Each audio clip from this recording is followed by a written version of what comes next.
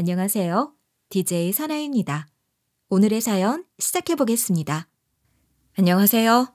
저는 서울에 사는 이하영이라고 합니다.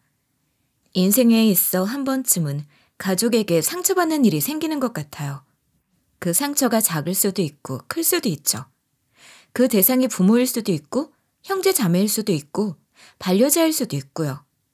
저 같은 경우에는 반려자로부터 엄청난 배신과 상처를 받았죠. 감히 상상도 할 수 없었던 일이라서 저는 물론 저희 가족 모두가 충격을 받았죠. 그 누구에게도 하지 못한 얘기를 여기서 털어놓으려고 해요.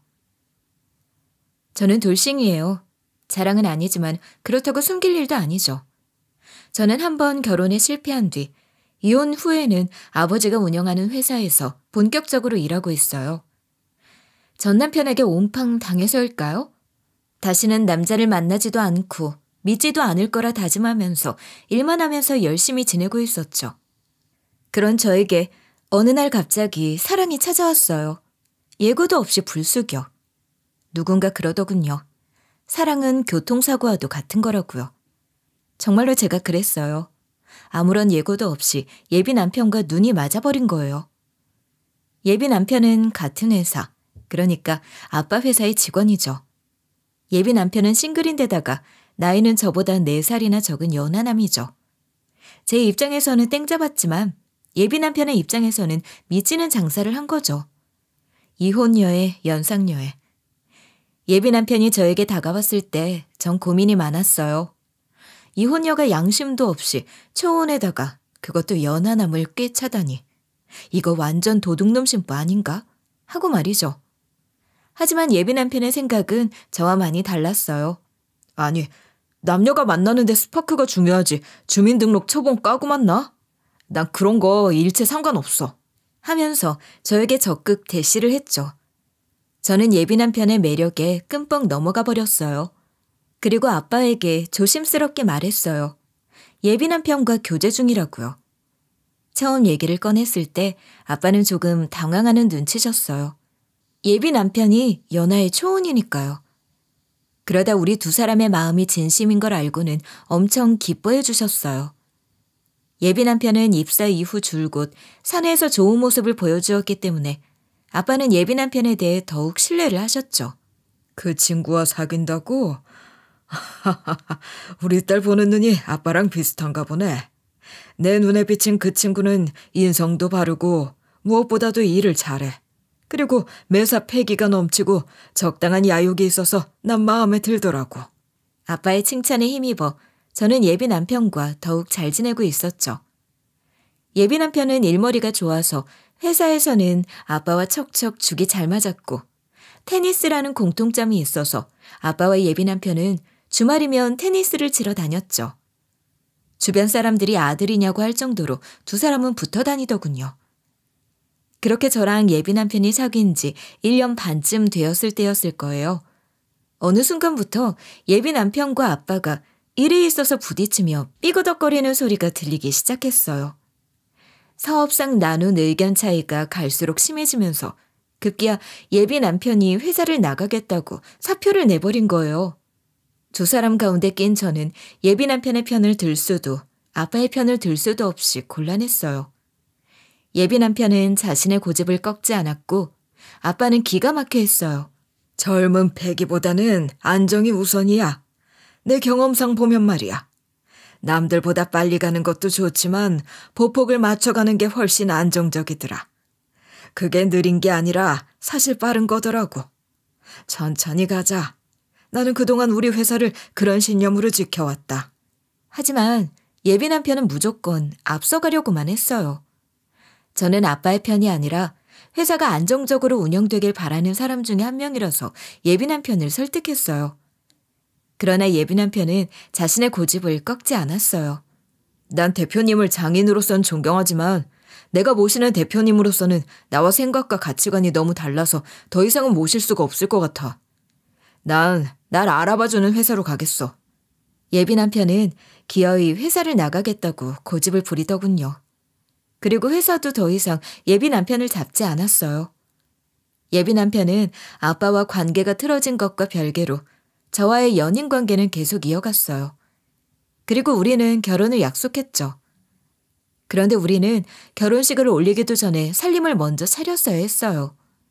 본래는 결혼식을 올린 후에 살림을 시작하려고 했는데 그 당시 하필 전염병이 유행하던 시기라서 그때 신혼부부들이 그렇듯 저희 커플도 결혼식을 미룰 수밖에 없었죠. 그래서 동거를 먼저 시작하게 된 거죠. 그때만 하더라도 저는 무조건 이 사람과 결혼할 거라 굳게 믿고 있었기 때문에 식을 올리기도 전 동거부터 시작할 수 있었죠. 동거를 할 수밖에 없었던 또 다른 이유 중에 하나가 집 때문이기도 했어요. 그때 당시 신혼집 매물로 제 마음에 쏙 드는 집이 나왔는데 결혼식을 미뤘다는 이유로 그 집을 포기하는 게 너무 아쉽더라고요.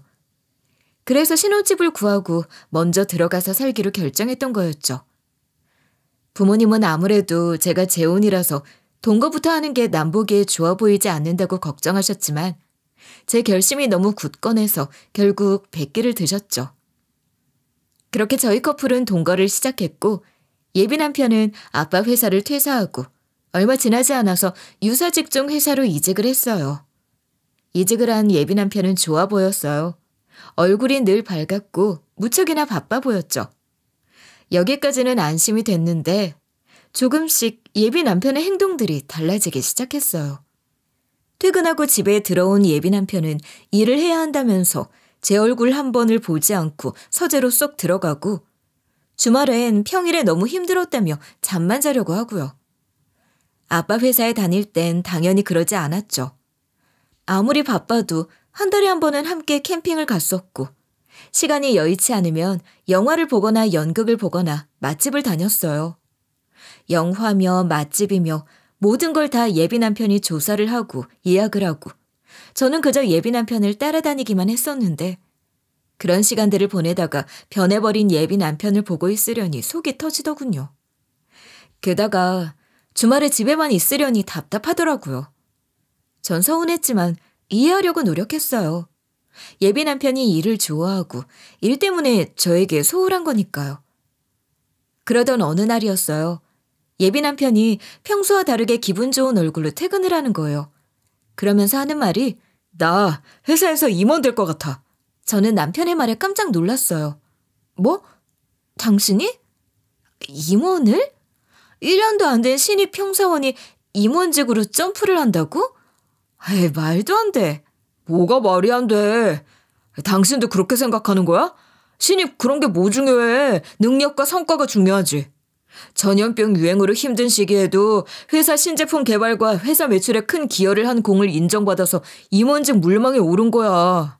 아, 임원이 됐다는 게 아니라 여러 명 가운데 후보로 오른 거라고? 그럼 그렇지. 후보엔 오를 순 있지. 그러자 남편이 확신에 찬 목소리로 그러더군요.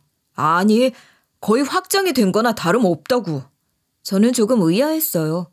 아무리 신제품을 개발하고 회사 매출에 큰 기여를 한 직원이더라도 입사한 지 1년밖에 되지 않은 직원에게 임원 자리를 준다고요? 재직기간도 재직기간이지만 자기 나이가 아직 39살이잖아. 임원하기엔 어린 편이지. 나도 알아. 회사도 잘 알고.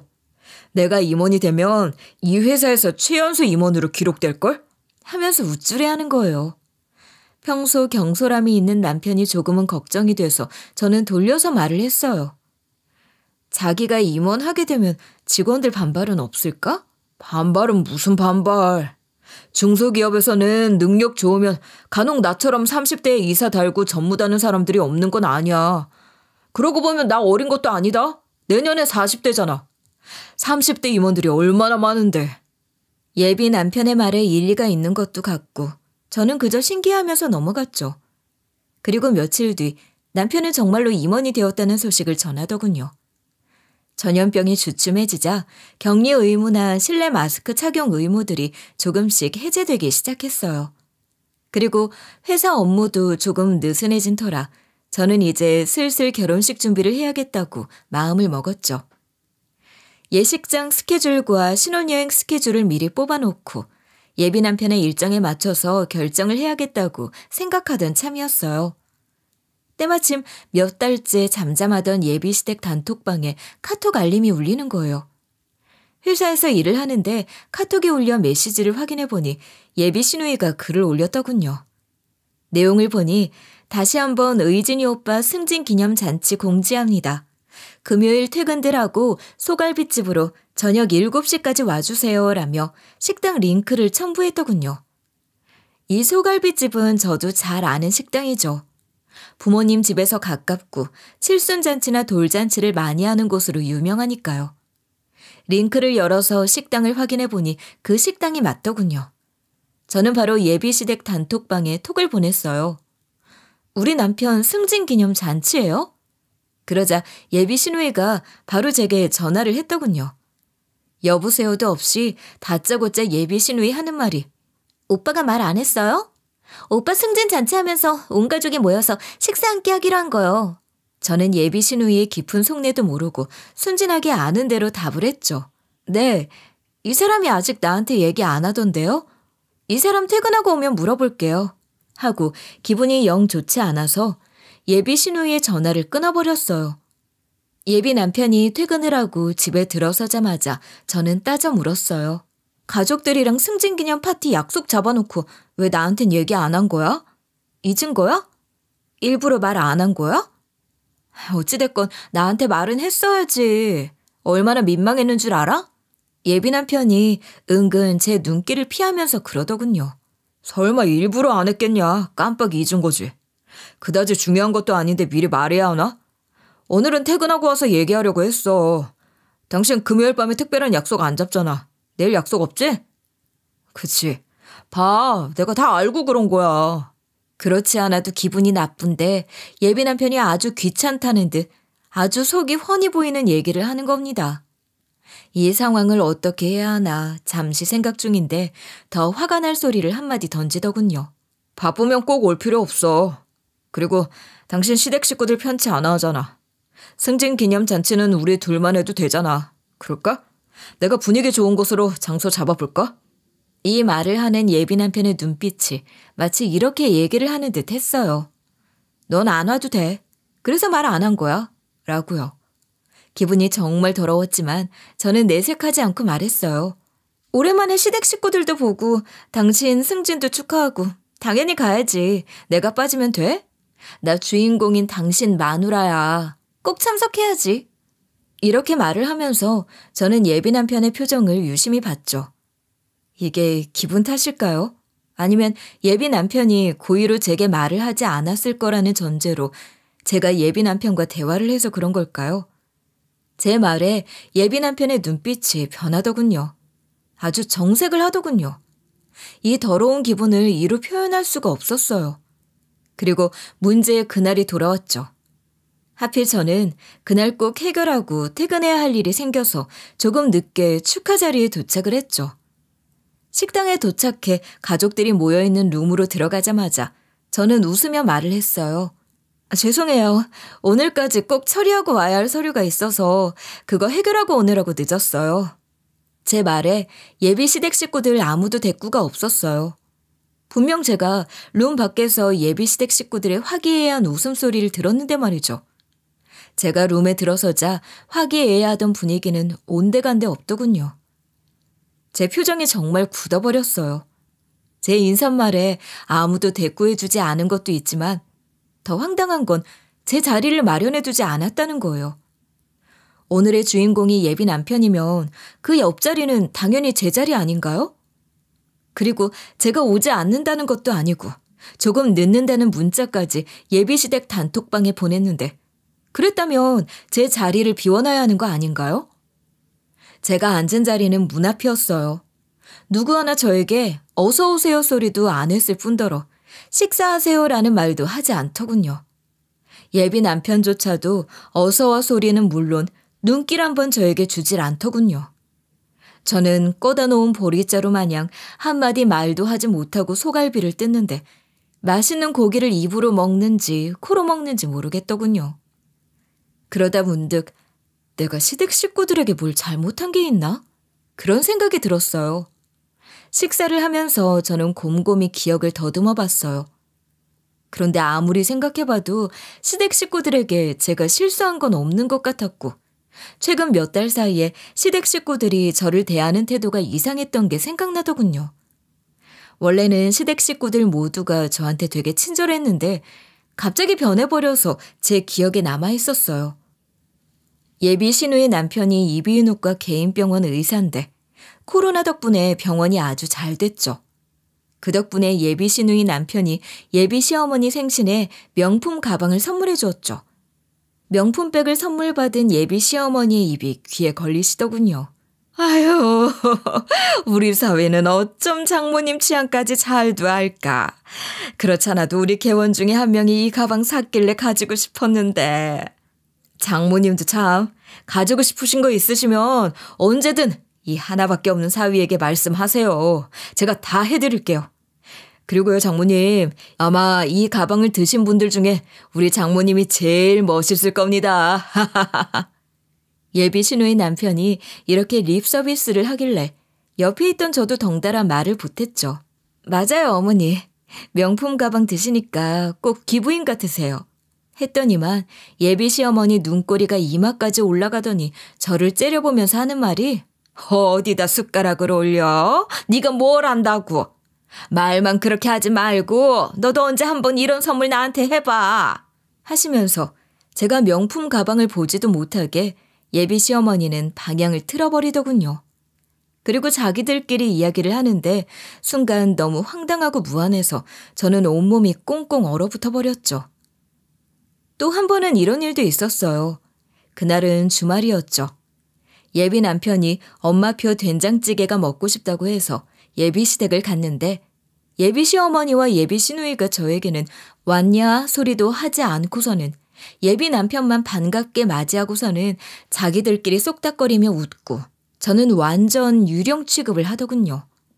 그러다 우연찮게 거실에 틀어놓은 텔레비전에서 주말 연속극이 나오는데 극 중에서 주인공이 분위기 파악을 못하는 장면이 나오자 예비 시누이가 깔깔거리면서 한다는 말이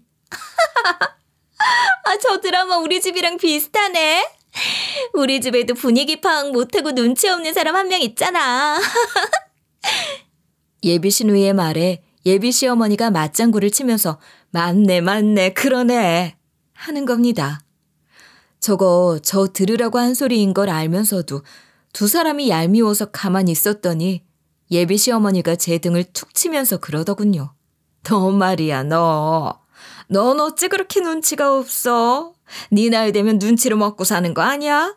그러는 거예요. 예비 시어머니의 이 말에 너무나 열이 받아서 큰 소리로 맞받아쳤죠. 네, 눈치 없는 저는 가겠습니다. 눈치 있는 분들끼리 재미나게 노세요. 하고 가려고 일어서는데 예비 시어머니가 저를 잡더군요. 얘는 농담이지 농담. 넌 어떻게 돼 내가 유머를 못 알아듣니? 그렇게 여자가 뻣뻣해서야 원. 하면서 저를 잡는 거예요. 예비 시누이도 한마디 거들더군요. 그래. 새언니는 다 좋은데 유머가 없는 게 흠이야. 매사 너무 진지해. 그게 장난이지 언니가 정말 눈치가 없다면서 대놓고 그러겠어요?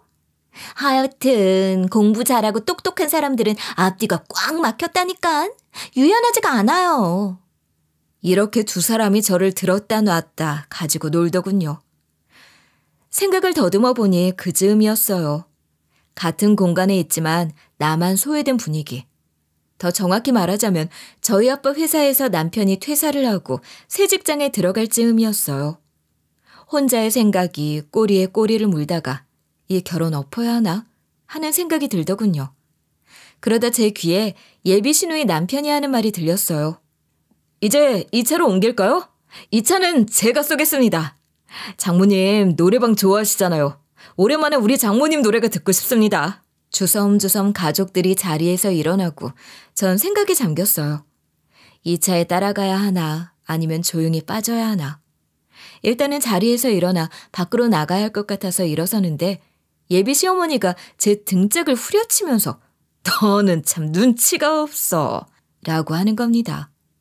순간 어안이 벙벙해버렸어요. 이걸 뭐라고 맞받아쳐야 할지 몰라 멍하니 있는데 예비 시어머니가 작정을 하고 저에게 말을 쏟아내더군요. 원래는 이 자리에 너 초대 안 하려고 했다. 근데 제가 실수로 너 있는 단톡방에 톡을 보내서 이렇게 된 거야. 정말 눈치 못 챈 거야? 감이 안 와? 아니, 넌 어떻게 가족들 모이는 자리에 생뚱맞게 남이 끼어들 생각을 해? 제발 눈치 좀 챙기고 살아라. 그러는 겁니다. 예비 시어머니 말에 어이가 없더군요. 저는 가만히 있을 수가 없었어요. 정말로 제 성질을 돋구더군요. 뭐라고요? 생뚱맞게요? 남이요? 참, 어이가 없네요. 라고 당당히 말하고 한마디 더 내뱉으려고 하는데 옆에서 예비 남편이 예비 시누이에게 그러는 거예요. 야, 다 너 때문이야. 네가 저 사람 있는 단톡방에 톡 잘못 보내서 이렇게 된 거잖아. 그리고 내가 온팡 다 뒤집어 쓰고. 가족 모임 있는데 자기한테만 말 안 했다고. 내가 얼마나 난처했는 줄 아냐? 앞으로는 잘 좀 보고 보내. 그게 뭐라고 실수를 해서 분위기를 망쳐. 어떻게 제 면전에 대고 이런 대화를 나눌 수 있을까요? 애초에 예비 남편 승진 잔치에 저를 초대할 생각도 없었는데 예비 시누이의 실수로 제가 눈치 없이 이 자리에 온 게 되었더군요. 정말 예비 시어머니의 말대로 눈치껏 시댁 잔치에 빠졌어야 했는데 저 때문에 분위기를 망친 거더군요. 저는 더 이상 참을 수 없었고 참을 이유도 없었어요. 저는 너무나 분해서 예비 시어머니 말에 꼬투리를 잡아버렸죠. 제가 또 누굽니까? 꼬리 한번 물어버리면 안 놔주는 스타일 아닙니까? 2판 4판. 저 이 결혼 안 해도 하나 아쉬울 것 없는 사람입니다. 그런 마음으로 질러버렸죠. 왜 제가 생뚱맞은 남이에요? 아직 정식적으로 예식은 올리지 않았지만 지금 남편이랑 같이 살고 있으니 어머니 며느리나 다름없죠. 어머니도 저보고 새아가 그러시잖아요. 왜 자꾸 말이 앞뒤가 안 맞게 말씀을 하시죠? 어머니 혹시 치매 있으세요? 제가 병원에 한번 모시고 갈까요? 명품백 사주는 자식보다는 병원에 모시고 가는 자식이 더 필요하실 것 같은데요? 제 말에 예비 시어머니가 코웃음 치면서 얘가 지금 어디서 개수작이야? 왜? 무시당하기 싫으냐? 그래서 내가 나이 좀 들었다고 치매로 매도를 해? 아이고, 속 보인다, 속 보여. 이 말을 언제 할까? 내가 차일피일 미뤘는데 그날이 바로 오늘인가 보다. 난 너 같은 새아가 둔 적 없다. 우리 아들이랑 결혼시킬 생각 없어. 우리 아들 급에 맞는 새 여자 맞이할 거니까 당장 꺼져. 이혼녀 주제. 나이도 많은 년이 어디서 내 아들을 넘봐. 다시는 내 앞에 띄지 마라. 이젠 정말 눈치 좀 챙겨. 이걸 꼭 집어서 말해줘야 알겠니? 정말로 충격적이더군요. 예비 시어머니 수준이 이 정도일 줄이야. 꿈에도 상상하지 못했어요. 게다가 예비 남편 하는 말이 엄마 말이 100번 1000번 맞아. 나도 이제 임원직 올라갔는데 너 같은 중고품이나 바라보면서 살 순 없지 않겠냐? 서류 깨끗한 초원에 이제 임원직까지 단 내가 뭐가 아쉬워서 새 제품 놔두고 중고품 사겠냐고. 그것도 나보다 더 늙은 너를 말이야. 예비 남편이 제 면전에 대고 이러는 겁니다. 저는 더 이상 할 말을 찾지 못했어요. 이 자리에서의 충격과 배신감에 눈물을 흘리면서 집으로 돌아왔죠. 저는 그날 집에 돌아와 예비 남편의 짐을 모두 싸서 현관 밖에 두었어요. 예비시댁 식구들과 시간을 보내고 늦게 들어온 예비 남편은 이 짐들 다 뭐야? 뭔 짓을 해놓은 거야? 라고 하더군요. 저는 태연하게 답을 했죠. 글쎄, 모르겠어? 인제 보니 당신이란 사람은 잔머리는 잘 굴리는데 눈썰미는 참 없는 사람이네. 아직도 모르겠어? 이거 다 네 짐들이잖아. 이 집은 내가 해온 신혼집인데 넌 나랑 결혼 안 할 거라고 했으니까 나가야지. 당장 짐 빼는 게 맞지 않아? 제 말에 예비 남편이 코웃음을 치면서 하는 말이 야, 네가 그렇게 말하면 내가 뭐 아쉬워할 줄 알았냐? 그래, 나가줄게. 바로 이거야. 내가 원하던 바가. 이제 보니 참 똑똑하네. 라고 하며 차에 짐을 다 싣고 가버리더군요. 어쩜 저렇게 뻔뻔할 수 있을까요? 저런 놈을 남편으로 맞이할 생각을 하며 사랑을 했다는 게 너무 후회스럽더군요.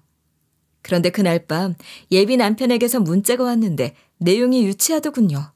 야, 근데 이거 말고 내 짐 또 있잖아. 그거 잘 정리해서 보내라. 아, 그리고 그릇들이랑 텔레비전도 내가 산 거니까 그것도 보내고. 안 보내면 너 절도죄로 신고한다. 이렇게요. 저는 저도 안 가져 이 모자란 놈아 하고 답장을 보냈죠. 예비 남편의 그 문자를 받고 저는 화가 나서 잠을 이룰 수가 없었어요. 저는 그 일들의 충격으로 며칠째 끙끙 앓아버렸죠. 분하고 억울해서요. 그동안 참고 산 게 억울해서요. 회사도 가지 못하고 저는 집에 누워 있었죠.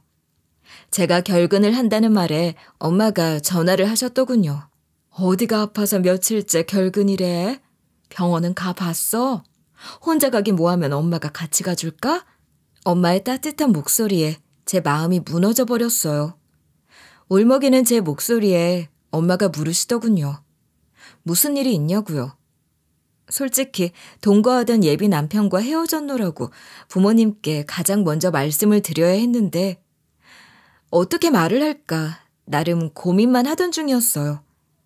그런데 뭐 언제 알아도 아실 건데 말이 나온 김에 하자 싶어서 저는 운을 뗐어요. 이참에 그냥 지금까지의 모든 일들을 얘기해버렸죠. 저는 울면서 엄마, 나 파혼당했어. 그놈이 날 버렸어. 그놈 마음이 변했더라고. 제 말이 끝나자마자 부모님이 당장 제 집으로 달려오셨어요.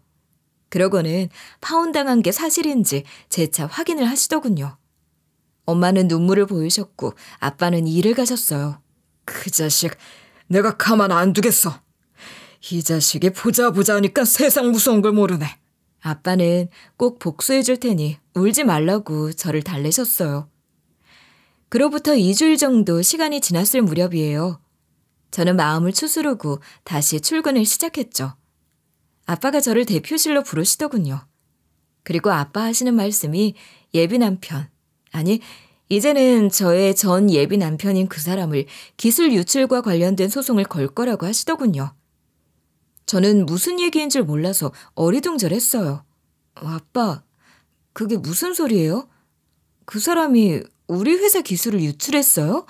그 말씀이세요? 아빠는 제 말이 맞다고 하시더군요. 세상에, 전 예비 남편이 우리 회사 기술을 유출했다고 하더군요. 사실 아빠는 전 예비 남편의 퇴사 직후부터 이 모든 사실을 알고 있었더군요. 하지만 저를 위해 참으셨던 거였어요.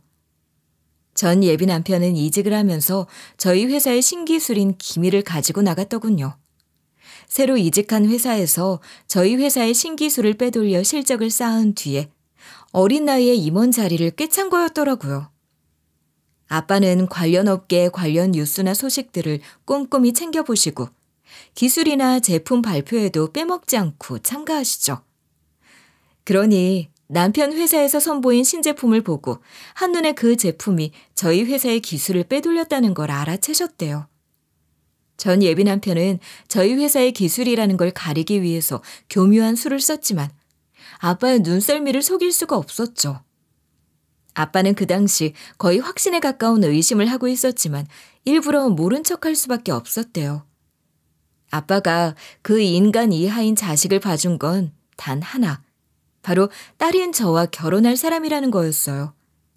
그리고 적당한 시기를 봐서 아빠는 전 예비 남편에게 얘기를 하려고 했다고 해요. 근데 이제 파혼이 난 마당에 그 자식을 더 이상 봐줄 이유가 없어졌죠. 남남이니까요. 그래서 아빠는 제가 울면서 파혼을 했다고 말한 다음 날부터 바로 저의 전 예비 남편이 기술을 유출한 증거를 수집하기 시작했고 이제는 그 증거물 수집이 완벽하게 끝났으니 본격적으로 전 예비 남편을 나락으로 보낼 거라고 하시더군요. 아빠는 이 모든 사실을 저에게 얘기한 뒤에 외출 준비해라. 잠깐 아빠랑 어디 좀 가자꾸나 하시더군요. 저는 아빠를 따라 나섰어요.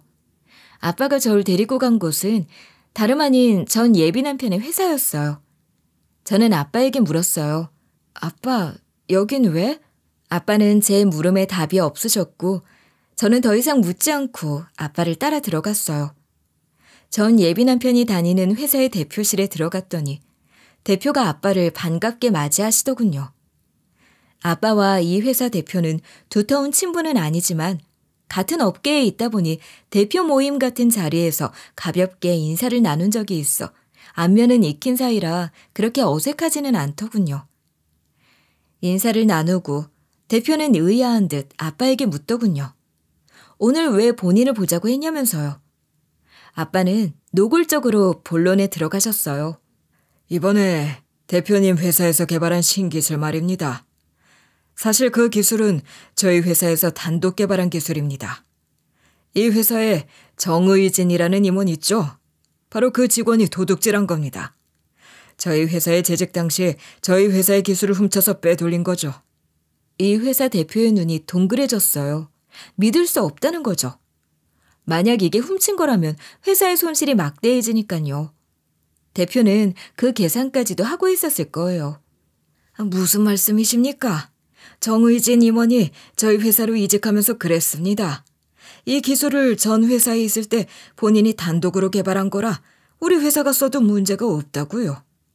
그 증거까지도 우리에게 제시를 했고 저희는 나름 조사를 해보니 정의진 임원 말이 모두 사실이라서 기술을 특허낸 건데요. 저도 그 부분에 대해 모든 걸 조사했습니다. 정의진 임원이 완벽한 거짓말을 위해 완벽한 세팅을 했더군요. 대표님이 속으신 겁니다. 그리고 이건 분명한 도둑질입니다. 불법입니다. 대가를 치르셔야 합니다. 인정하지 않으시면 정의진 임원의 개인 문제가 아닌 회사 자체의 문제로 사건을 확대시키겠습니다.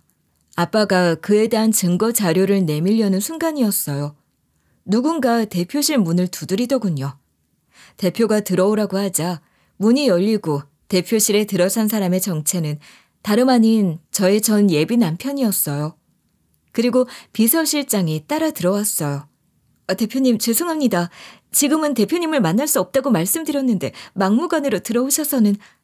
전 예비 남편의 표정은 급해 보였고 대표는 티내지 않고 차분히 말을 했어요. 급한 보고인가요? 아니면 손님 가신 후에 얘기하지. 내가 이분들과 중요하게 할 말이 있는데. 아닙니다, 대표님. 보고건이 있어서 온 게 아니라 꼭 지금 해야 할 말이 있어서 비서가 대표님과 지금 면담이 안 될 거라고 했는데 제가 우겨서 들어왔습니다. 지금 꼭 드려야 할 말씀입니다. 부탁드립니다. 그러면서 전 예비 남편은 저와 아빠를 노려보더군요. 하여튼 눈치 한번 비상하게 빠른 놈이죠. 전 예비 남편은 아빠가 이 회사에 왔다는 소식을 듣고서 어떤 내용일지 뻔히 알기 때문에 선수를 치려고 온 거였어요. 저 인간은 그러고도 남을 인간이죠. 아니, 더 잘된 일 같은데요. 본인이 이 자리에 왔으니 같이 얘기를 하죠. 하면서 아빠는 증거들을 하나씩 꺼내들고 설명을 이어갔죠. 저희 회사가 기술 개발을 한 뒤 출시 예정일로 잡았던 날짜랑 작업 과정, 그리고 개발에 참여했던 직원들의 생생한 인터뷰 등을 보여주었죠. 아빠의 설명이 시작되자 전 예비 남편의 얼굴이 불그락 푸르락해지면서 아니에요. 이분 말씀 모두가 거짓말입니다. 모함이에요. 제가 이직해서 잘 되니까 시기 질투하는 겁니다. 제가 따님과 결혼이 틀어지니까 저에게 그러시는 거라고요. 전 예비 남편의 변명에 아빠는 코웃음을 지어 보이셨어요. 그러고는 결정적인 증거를 내미셨죠. 전 예비 남편은 보안이 철저한 회사 컴퓨터의 핵심 기술 자료를 외장 하드에 복사해 유출했어요. 아빠는 전 예비 남편이 기술을 유출했던 증거를 확보하기 위해 전 예비 남편이 맡았던 프로젝트 서류들을 모두 다 확인하기 시작했고, 직원들에게도 전 예비 남편이 수상한 행동을 하지 않았는지 물어보기 시작했죠. 그렇잖아도 평소 전 예비 남편의 행동을 이상하게 생각했던 직원들이 하나둘 아빠에게 아주 사소한 일들까지도 보고를 하면서 그 당시에 찝찝했으면서 차마 얘기하지 못했다고 말을 했다고 해요. 왜냐하면 회사에서는 전 예비 남편이 대표의 예비 사위임을 암묵적으로 알고 있었기 때문이었죠. 괜히 대표한테 전 예비 남편의 행동이 의심스럽다고 얘기를 했다가는 오히려 자신들에게 불똥이 튀어서 대표의 예비 사위를 음해하려고 했다고 낙인 찍힐 수도 있고, 회사에서의 입지가 위태로워질 수도 있고, 심하게는 회사에서 잘릴 수도 있었으니까요. 외장 하드에 회사의 독자적인 기술을 복사한 게 유출이 목적이 아니라 다른 목적인지 확실한 게 아니기 때문에 그 당시의 직원들은 모두 입을 다물어 버린 거죠. 이를 확인하기 위해 디지털 포렌식을 한 결과 전 예비 남편이 회사의 기술을 외장 하드에 유출한 정황이 고스란히 드러나 버렸죠. 그제야 전 예비 남편의 얼굴이 빨갛게 달아오르고 더 이상 변명할 수 없게 되어버렸죠. 전 예비 남편은 아빠 앞에서 무릎을 꿇었어요. 아버님 살려주세요. 제가 잘못했습니다. 누가 자네 아버님이라는 거야? 죄를 지었으면 벌을 받아야지. 머리 좋은 사람이 세상의 가장 기본적인 그 이치를 몰라서 물어? 고소 진행하겠네. 모든 업계들이 그렇듯 선의의 경쟁이라는 게 존재하고 상도덕이라는 게 존재하고 사람과 사람 사이의 신의, 진실이라는 게 존재하는데 상대의 기술을 훔치고 거짓말을 했으니 지금 전 예비 남편이 몸담고 있는 회사에서도 전 예비 남편을 직원으로 받아줄까요? 아니죠. 당장 내치는 게 맞죠. 피해 보상까지 받는 게 당연한 거죠. 전 예비 남편은 다니던 회사에서 쫓겨나고 기술 유출과 관련해서 경찰 조사를 받은 뒤에 처벌을 받게 되었죠. 이 소식을 들은 전 예비 시어머니와 전 예비 남편이 아빠 회사로 찾아왔더군요. 아빠는 만날 이유가 없다면서 회사 입구에서부터 그 인간 발도 디디지 못하도록 명령을 내리셨죠. 그런데도 두 모자는 대표님 좀 만나게 해달라고 진상짓을 하더랍니다. 매일매일 회사 앞에 와서 대표님을 만나게 해달라는데 현관을 지키는 직원분들이 귀찮다고 하더군요. 그런 어느 날 아빠와 제가 외부 미팅을 마치고 집에 들어오는 중이었어요. 근처에 숨어있던 전 예비 남편과 전 예비 시어머니가 아빠와 제 앞에 나타나서는 애걸복걸 하더군요. 제발 부탁입니다. 고소 취하해주세요. 다시는 이런 짓 하지 않겠습니다. 한 번만 용서해 주시면 이 은혜 평생 잊지 않고 갚아나가며 살겠습니다. 맞아요. 우리 아들 충분히 반성했어요. 다들 실수 한 번씩은 하고 살잖아요. 너그럽게 한 번만 용서해 주세요. 그럼 저도 이 은혜 잊지 않고 평생을 갚아나가겠습니다. 그러자 아빠가 전 예비 시어머니에게 그러더군요. 아니, 누가 다니던 회사의 기밀을 빼돌려서 다른 회사로 가지고 갑니까? 그게 누구나 하는 실수라고 보십니까? 저는 이런 실수를 한 사람을 본 게 댁내 아들이 처음인데요. 그러자 전 예비 시어머니는 한마디도 하지 못하더군요. 전 예비 남편과 제 눈이 마주쳤어요. 전 예비 남편이 저를 보고 웃더군요. 그래서 제가 일부러 그랬죠. 저 아세요? 누구시죠? 전 모르는 분들인데. 하고 빈정대는 눈빛으로 두 사람을 쏘아보았죠. 그런데 전 예비 시어머니가 나긋나긋한 눈빛과 말투로 저에게 그러더군요. 누구긴 누구니? 네 시어머니 될 사람이랑 남편 될 사람이잖니. 능글맞게 이러는 거 아니겠어요? 이 정신 나간 할머니가 무슨 소리를 하는지 어이가 없더군요. 저는 예전에 전 예비 시어머니가 저에게 눈치 없다고 했던 말을 그대로 되돌려 주었죠. 정말 아주머니는 눈치가 너무 없으시네요. 아니, 제가 진짜 당신들을 몰라서 이러겠어요? 당신이 먼저 저한테 그랬잖아요. 저같이 눈치 없는 새아가 둔 적 없다고요. 그런데 당신이 어떻게 제 시어머니라는 거예요? 그리고 지금 이 남자가 무릎 꿇고 사정한다고 일이 해결될까요? 정말 눈치가 단히 1도 없으시네요. 게다가 염치까지 없으시고요. 하고 저는 집 안으로 들어가려고 하는데 전 예비 남편이 저에게 그러더군요. 하영아, 한 번만 용서해줘. 한 번만 용서해주면 나 아버님과 그리고 아버님 회사에 목숨 바칠게. 평생을 다 바쳐 열심히 일할게. 당신 알잖아. 나 이 일 잘하잖아. 당신도 인정하잖아. 그리고 내가 말이야, 자기 회사에 도움이 될 기가 막힌 기술을 가지고 있어. 하면서 징징대더군요. 저는 전 예비 남편에게 딱 한마디를 던졌어요. 뭐? 기가 막힌 기술을 우리 회사에 준다고? 그건 그 회사에서 훔친 거야? 일 없다. 우리 회사는 훔친 기술은 안 받아. 더러운 건 거래 안 해. 그러니까 그 훔친 기술은 다른 회사 가지고 가서 취직하셔. 그리고 또 그 회사에서 자랑스럽게 임원직 달면 되겠네. 당신은 잘할 거야. 파이팅? 아니, 그런데 아빠가 저와 전 예비 남편이 하는 얘기를 듣고서 솔깃해하는 거예요. 아주 좋아하시면서 반색을 하시는 거예요. 아빠가 왜 저러시지? 저는 생각했죠. 자네, 내일 그 기술 가지고 우리 회사로 날 찾아오게나. 무슨 기술인지 내가 봐야 알지. 그러자 전 예비 남편이 좋아서 어쩔 줄 몰라 하더군요. 집 안으로 들어가는 아빠의 뒷모습에 대고 전 예비 남편은 감사합니다 하며 넙죽 절을 하더군요. 다음 날, 전 예비 남편이 대표실로 와서 아빠에게 자신이 가지고 있다는 기술에 대해서 브리핑을 시작했어요. 허겁지겁 브리핑을 하는 전 예비 남편의 모습은 똥마려운 강아지 같았어요.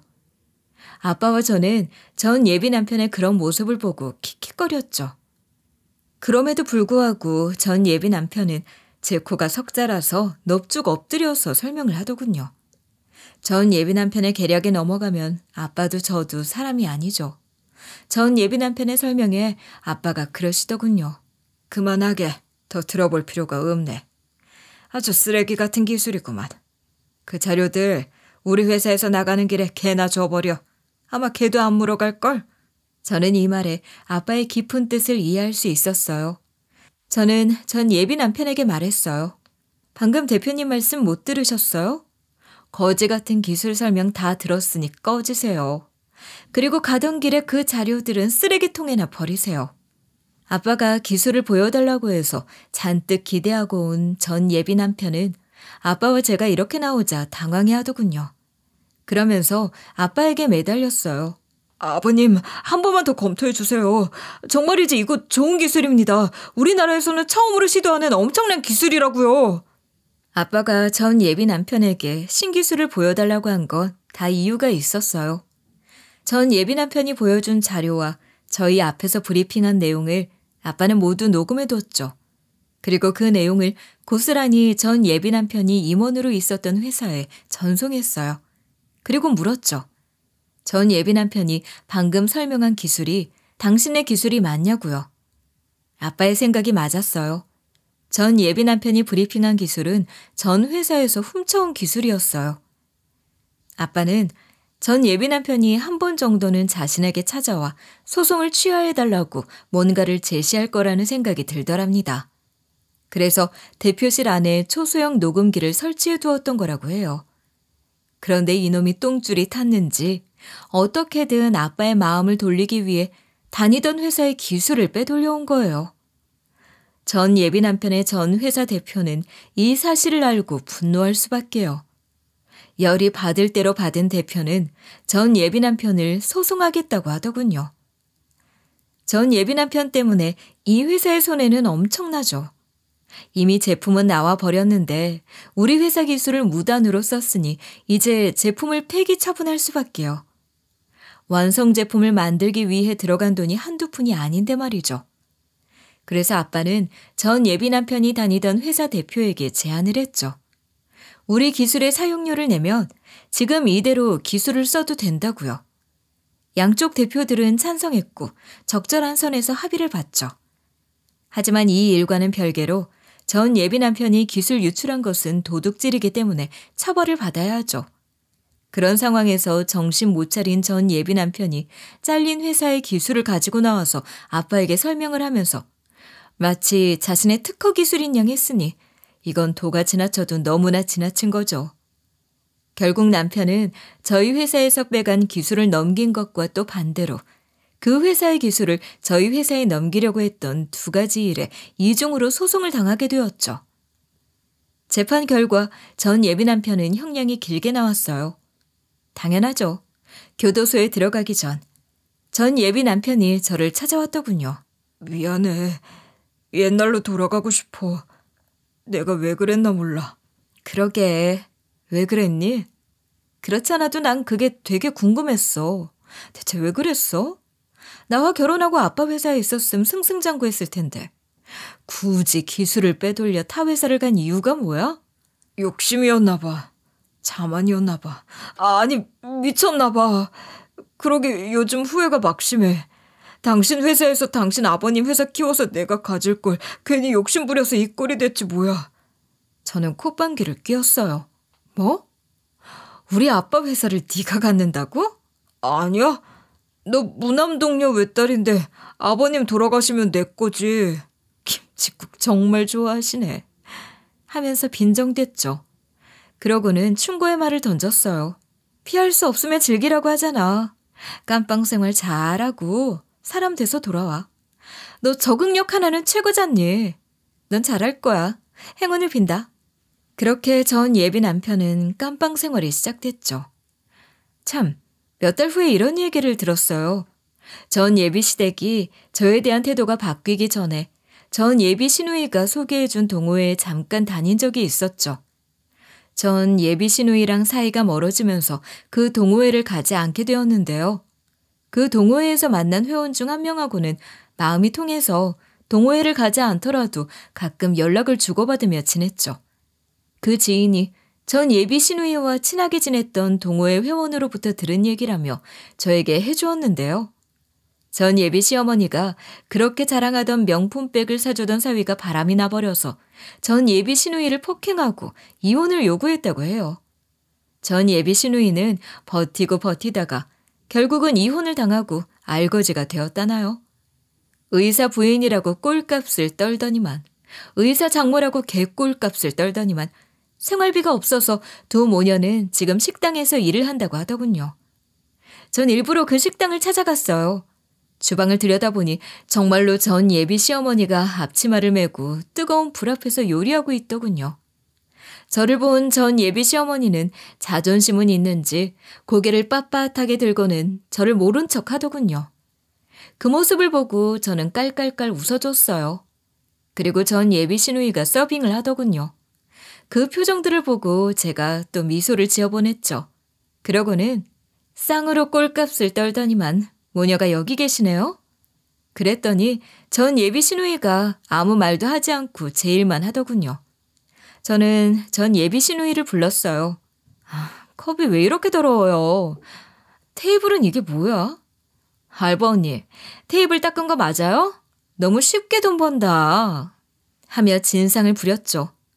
전 예비 시누이는 식당 사장이 떡하니 버티고 있어서 그런지 행주를 가져와서는 테이블을 닦더군요. 물론 다시 씻은 새 컵도 가져다가 제 앞에 놔주고요. 전 예비 시누이는 입도 뻥끗 못하고 제 요구를 다 받아주더군요. 어찌나 웃기던지요. 저는 전 예비 시어머니가 만든 음식을 전 예비 시누이가 제 앞에 가져다 주길래 진짜 맛없어 보인다.